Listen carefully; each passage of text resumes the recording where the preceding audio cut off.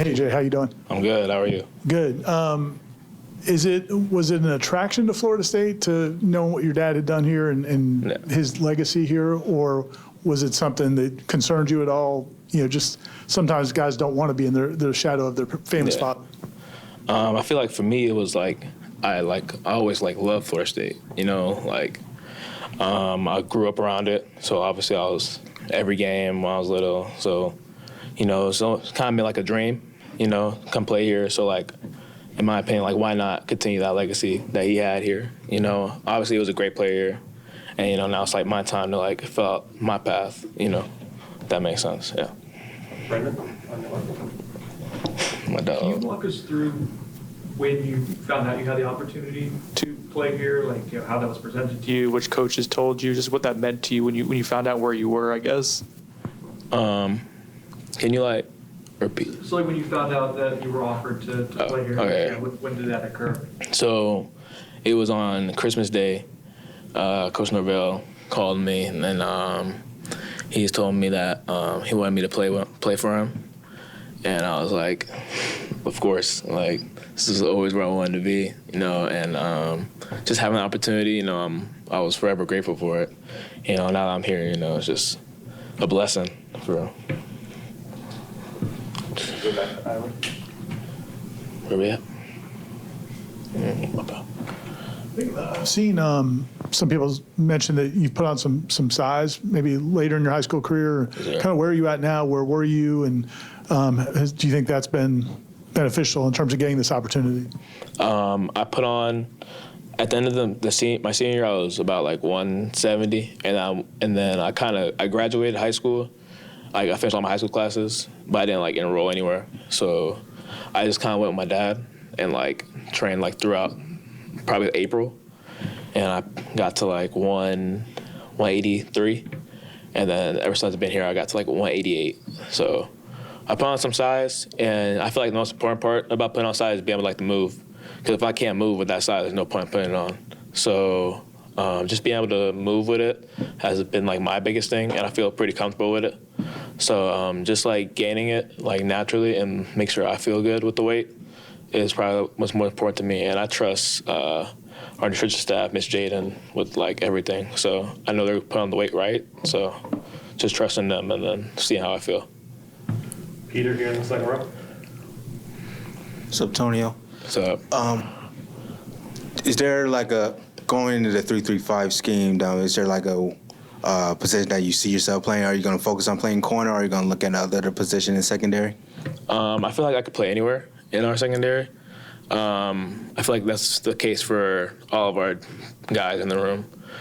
But, you know, just playing 3-5 gives us so many chances to just be us, be ball players. I feel especially at safety, it just gives us an opportunity to play free, you know, and make our opportunity to make plays. So that's probably what I'm most excited for at either position. Brendan? You were high school teammates with Shamar, or no, right? Yeah. What can you say about him? We got to see him a little bit in the spring, just personality-wise, the playing style. What stands out about Shamar? He's a ball player. You know, that's my guy. I know since I was 9 years old, so he's been my dog since day one. So, you know, just having an opportunity to play with him like I did last year, you know, it's a great feeling, because I'm gonna get him right, and then he's gonna get me right whenever chance comes. He actually just texted me and asked me if I wanted to go watch film.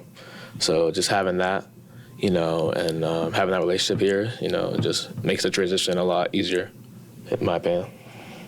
I was actually going to ask you about him too, and you know, he when we talked to him, I think it was after you signed, he was kind of hyping you up. Yeah.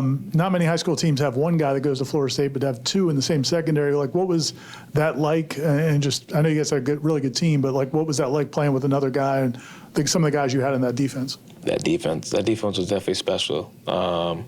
You know, just being in that secondary with a bunch of those guys, and to me, the biggest part was nobody had an ego. Nobody thought they were bigger than the other. You know, we all just came together and got to work.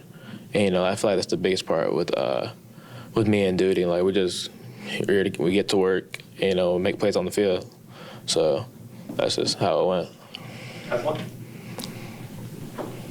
Obviously, you were waiting for this offer for such a long time, and for it to finally kind of come real for you. I mean, can you kind of talk about your mindset right now? Is it a sense of relief, or is it you want to prove to everybody that you do belong and that you're capable of being an impact player here at some point in your career? No relief. I came here for a reason. You know, I came here to make plays on the field. You know what I mean?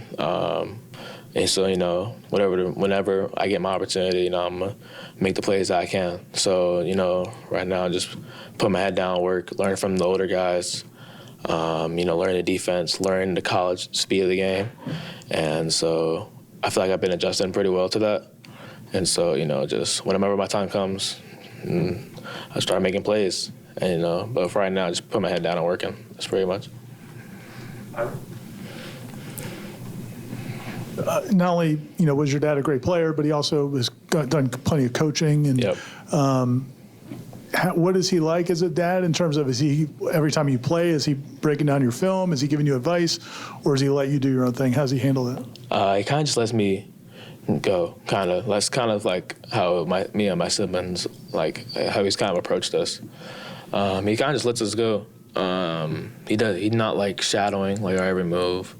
Like when I was out there, you know, I wasn't just with him training. So I feel like he like does a good job of like being like coach and then like dad, like if that makes sense. And like I love him to death, you know, and he's always like giving me pointers, giving me like stuff like I can do better when he like gets a chance to, and you know, just like get me better as a player, you know, and then yeah, that's pretty much it. Two more. Have one. What's sort of like the competitive level, the competitive energy been at these player-run practices, and can you maybe talk about some of the receivers or DBs you're seeing out there making plays that are impressive? Yeah, definitely. My boy Javen Boggs, he's been making plays on offense, you know, and you know my dog Jeremiah.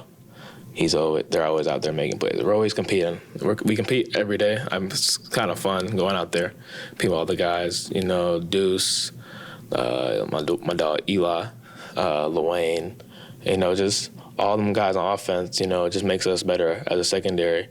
And, you know, Shaheem out there, Edwin, Braille, you know, we got a bunch of dogs out here. So when you have a bunch of dogs out there making plays against each other, it turns into a fun little practice. So. Peter. Antonio, being that you're a legacy player, or how people will view you as a legacy player, how much do you really embrace that, or how do you approach it when people label you as a legacy player and want to live up to the expectation that your dad, being that what your dad was, and want to continue to live on to that?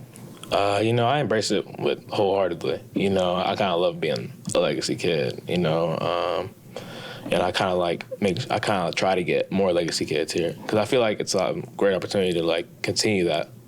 You know what I mean? You know, I feel like that's my biggest thing is continuing that legacy of greatness. You know, and to be on that path of being a great DB or greater DB than he was. You know, he always tells me he wants me to be better than he ever was, and so that's like my goal to strive greater than he ever was. So that's what. Go to Brandon for the last one. You mentioned Jeremiah. I'm not sure if you heard his interview. A ton of energy right before you were here. Yeah. Is that always kind of the case with him? Does he play like that, practice like that too? Yeah, he's high energy every day. He reminds me a little like Coach Norvell. Like he's high energy every day. It doesn't change either. Like I call him a pro because that's what he does. He's a pro in everything he does.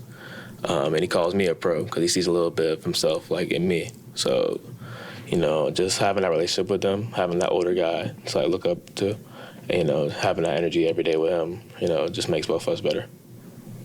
Perfect. Thank y'all. Thank you.